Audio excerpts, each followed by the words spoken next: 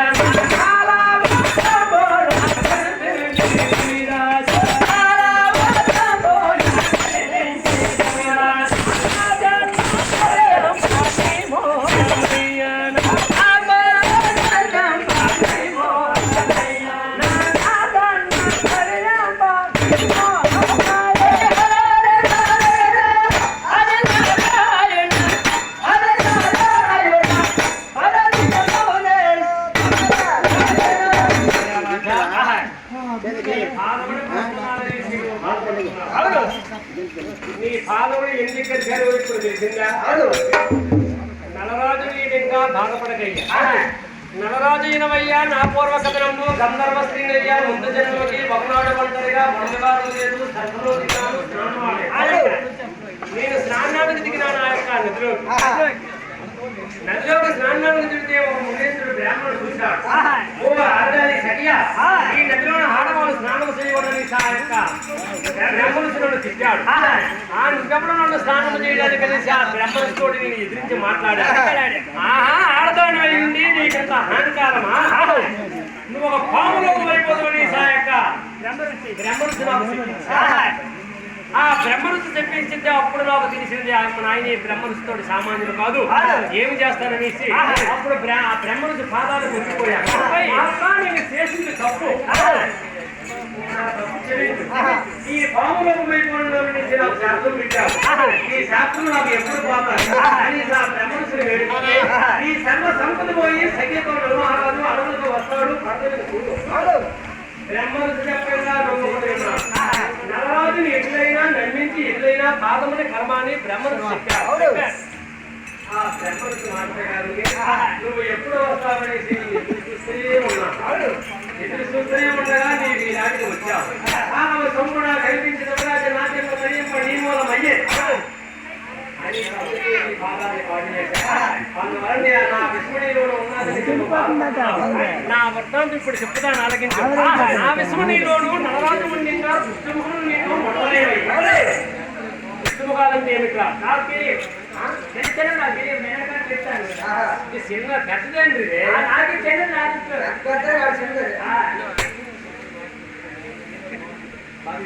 చిన్నది కాదు, చాలా పెద్దది. దుష్టముఖాలంటే దుష్టముఖులు నిన్ను ముట్టలేదు అంటే నర్మారాజు రూపం ఎలా ఉంటాడు?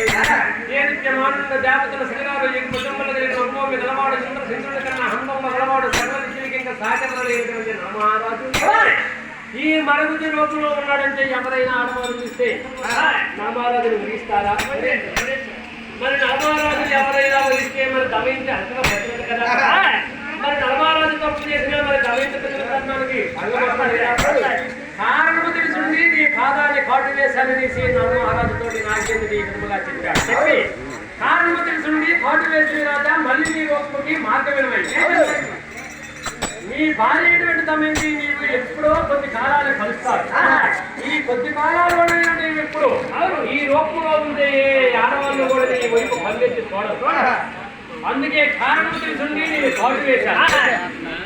కమల గర్భుడు నాకు కరుణించి ఇచ్చాడు. మళ్ళీ నీ రూపు నీకు ఎప్పుడు కావాలంటే ఇదిగో ఈ కనక వస్త్రం ఇస్తున్నాను, ఈ కనక వస్త్రాన్ని నువ్వు కట్టుకో. ఈ కనక వస్త్రాన్ని నీ రూపు నీకు ఎప్పుడు కావాలంటే అప్పుడు ఈ కనక వస్త్రాన్ని కట్టాలంటే నీ రూపు అచ్చుకుతి వస్తాడు అనేసి నా కారణాలు తెలిసి నీ రూపు నీకు వస్తాది. ఇలా జరిగినటువంటి కథ నాకు తెలిసిపెట్టి నేను నమ్మించి ఎట్లయితే నీ పాదాన్ని పాడు చేశాను. ఇప్పుడు ఇక్కడికి 5 ఆమడ దూరంలో ఉన్న నీ విదర్భ దేశం పరిపాలించినటువంటి ఋతుపర్ణ మహారాజు ఆడవద్దలు నీవు వెళ్ళిపో. ఈ రూపంతో నువ్వు అక్కడికి వెళ్ళిపోతే ఆ యొక్క ఋతుపర్ణ మహారాజు ఇంట్లో నువ్వు ఉంది. ఆ యొక్క ఎలాగను ఆ ఋతుపర్ణ మహారాజు వద్ద వంటలు వండుకొని నువ్వు అక్కడ జీవించుకుని ముందు ఏ ఆడవాళ్ళు చూసినా నేను ఏమీ చెయ్యలే అనేసి విధముగా ఆ యొక్క ఋతుపర్ణ మహారాజుకి ఇంటికి చేరి రాజా ఇక్కడ బయలుదేరి వెళ్ళు, ఇంద్రరాజుకి గంధర్వులు వస్తారు, నేను ఎవరి ఖండన పడకండి ఈ యొక్క ఇంద్రవతి నదిలో స్నానం చేస్తే నా రూపు నాకు వచ్చేస్తుంది అనేసి ఆ యొక్క నాగేంద్రుడు ఈ విధముగా నవరాజుని చెప్పి అప్పుడు నాగేంద్రుడు ఇంద్రవతి నదికి వెళ్ళిపోతున్నాడు. వెళ్ళిపోయినటువంటి నాగేంద్రుని నవరాజు పట్టుకొని పోయి నాగేంద్ర నిన్ను నాపాడు దేవుడు కాపాడినాడు అనేసి పలు విధముల నుంచి వ్యాపించిన రాజు గలబడిపై వెళ్ళి అయిపోవచ్చు. నామారాజు అయిపోవచ్చు నా యొక్క పాము ఇంద్రవతి నదిలో స్నానం చేసుకుని ఆ యొక్క బ్రాహ్మణ స్త్రీ అయిపోయాడు. అయిపోయి కడప పండగ అప్పుడు అయిపోయి ఏమరా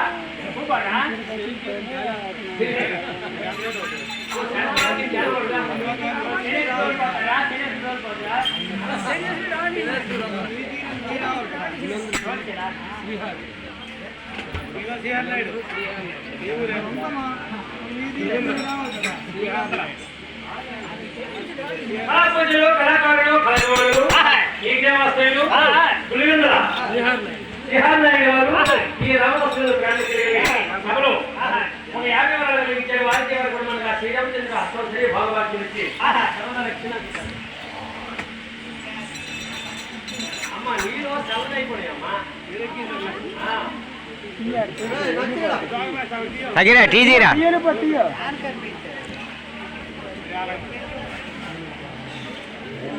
అని ఎప్పుడైతే మరి ఎన్నైనా బేగు తీసిన మనిషి బేగు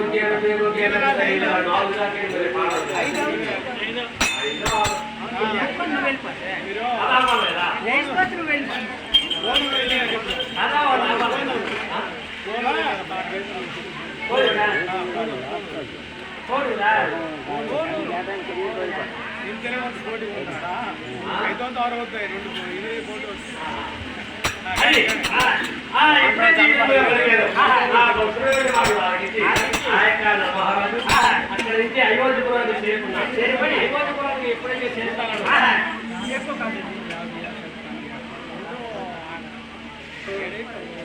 కళాపూజలు, కళాకారులు, కళాయోగులు,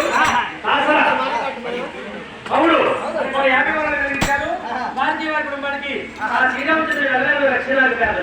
అలాగనే గట్టి అన్నయ్య గారు మన పిల్లలంటే వారు ఇక్కడ పాడుతున్న అనేసి ఆనందంతో అభిమానంతో 50 వరకు నిర్మించే భారతీయ కుటుంబం కళాకారులు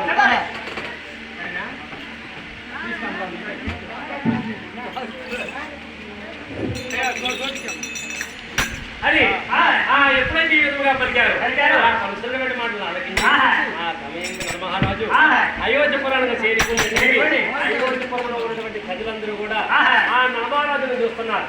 ఏ చూడబోతే కిచ్చివాడు నాకున్నాడు, ఎదువాడు నాకున్నాడు అనేసి అయోధ్యపురంలో ప్రజలందరూ కూడా నాగబాబాలు ప్రజలందరూ కూడా వస్తున్నారు. నలమహారాజు ముందుకు వచ్చి ఏం చేస్తుందంటే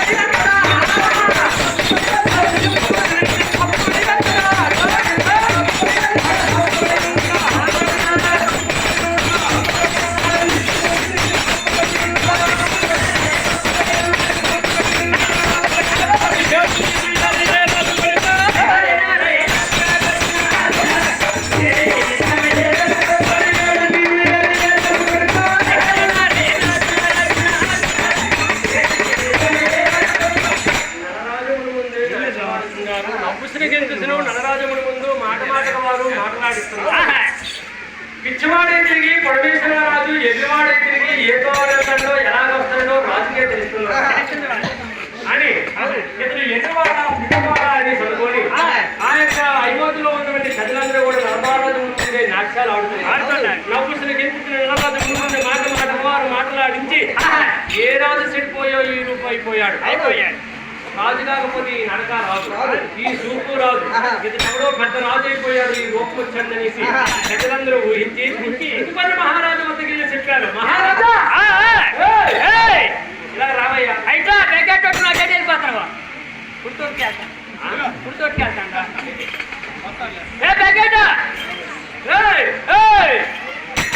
రావయ్యా అనేసరికి ఆ సుపర్ణ మహారాజు వద్దకు వచ్చారు. వచ్చి ప్రజలందరూ వచ్చి ఆ యొక్క ప్రజలందరూ మహారాజా మా మాట వినవయ్యా, ఎవరో కాని ఒక మరణించి వచ్చాడు. మాటలాడితే రాజు మహారాజు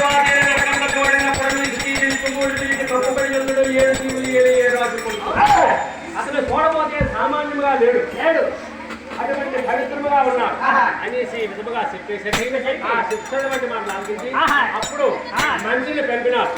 ఇప్పుడంటే మంత్రి దొంగలు అయిపోతారు, మంత్రుల దగ్గర మంత్రులు చెప్పడానికి మనమెండం అయిపోతారు. పాలు కొంతమంది పూలు మనం పెడతాము, ఇష్టపడుతుంటేనే గట్టిగా అవుతాయి, తలపడతామంటే తాళాలు పెడతాయి. గడ్డము కాకంటే కళ్ళొద్దు కాకంటే గుండిపోయిన గోరు పోసినా కట్టే, అలగొరిగినా కట్టే, ముడి తీసినా కట్టే, మరివేదులో పోసి మారటం కట్టే. ఇప్పుడు ఒక కత్తితోనే ఊరల్లా చేస్తారు ఏం తెగితుంది వాళ్ళని వేడి తెచ్చుకోండి అంత అలాగన్నట్టుగా ఇప్పుడు ఆ యొక్క బ్రాహ్మణుల మంత్రిని పిలిపించారు మంత్రిని పిలిపించి ఆ మరొకటిని పిలిపించుకున్నారు అప్పుడు మరొకటి చూసుకొని వస్తున్నారు కళా పూజలు కళాకారులు కళాకారులు ఈ గ్రహాలు పిత సూర్యనారాయణ గారు ఈ రామదాసు బ్రాహ్మణ సభలో యాగవరం వారికి వారి అదే సరికి అప్పుడు ఏమంటున్నాడు మరుగుజ్జుని తీసుకొని వచ్చి ఆ యొక్క మరుగుజ్జి